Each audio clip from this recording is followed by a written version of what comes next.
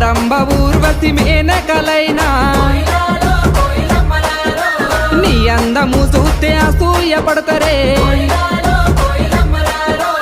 ఇంతటి అందాన్ని ఆ బ్రహ్మదేవుడు ఎంతెంత కష్టపడి రూపుదిద్దినాడో దివిలోన నీ ఉంటే దేవుళ్ళు కూడా నిన్ను చూసి ఆగడానికి కిందికే పంపనేమో మల్లె చెట్టు కింద కూస్తున్నా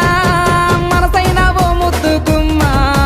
లంగవోని వేసుకొని దొంగ చూపు చూసుకుంటా నా మనసు దోసినావే